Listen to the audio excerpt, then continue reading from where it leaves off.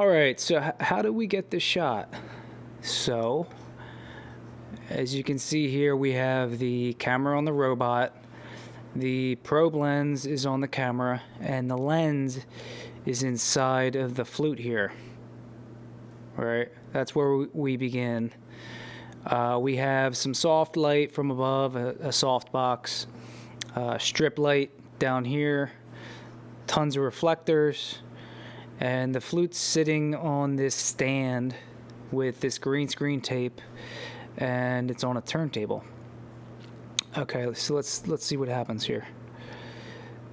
All right, so we pull the camera out of the flute. It comes out, and once it's out, you can see this Fresnel above the DMX. That shuts off, and then the flute on the turntable starts to spin to this side kind of hero position. Okay, so we have this turntable that is keyframed in the software to move how we want it, along with the robot moving the camera. Those two are in sync, and we also have this Fresnel lens right here. We also have that keyframed in the software as well. So the reason we have this keyframed is because when we're in this position and we can see the outside of the flute, we don't want this harsh light bearing down on top of it, overexposed and would look like crap. So as soon as this really the probe lens comes out of the flute, we DMX this Fresnel off. And the reason why it's on is when we're inside of it, it's going to be total darkness. So we need a lot of light coming down these finger holes on the flute so we can get some exposure in there, and then we can spray a little bit of haze in there, and we can see these beams, these nice beams coming through, and it's a really neat perspective. Okay, so here's another angle, and the lens is all the way in there, all the way in the flute, and the robot pulls it out, and then you can already see as it's out that overhead Fresnel starts to cut off, and then it's completely off there, and then we're to the wide. So let me play this full speed. It's a little shaky, but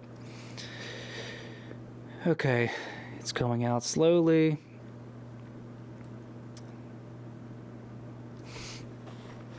Okay, we can see the DMX shuts off there, and then we come to our hero position, and here we can see it spinning on the turntable, and everything is timed perfectly. It has to be timed perfectly, because if it's not, if this flute spins too early, it's going to hit the lens and break the lens, and we don't want that.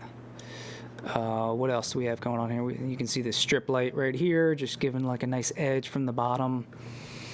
Tons of reflectors everywhere, and then this nice hand painted background, which we don't want to shoot off of, which is why we can't really move or pan side to side with this probe lens, because it's so wide. If we do, we're gonna shoot off the background. So that's why we're spinning this on the turntable. So the product's turning, but the camera's not. And because of that, the background doesn't change, that's what we want. Okay. Now, we have the flutes resting on this stand, and we have a little bit of green screen tape on there. So we program this move, precisely in the Flare software, the Mark Roberts Flare software. So it's all keyframed, and we can repeat this move as many times as we want. So we'll shoot it once we get it with the flute. Then we take the flute and the stand completely out of frame, and we shoot it again just with a blank background, and we call that a plate, shooting a plate.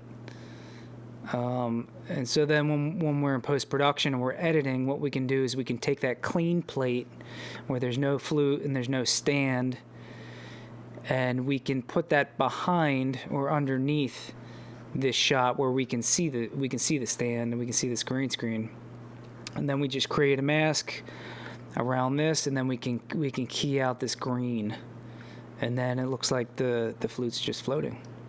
It looks cool. So one more time. It's coming out. I think we had maybe 4 or 5 keyframes set for this. Light, overhead light shuts off, and we spin into the hero shot. And that's it.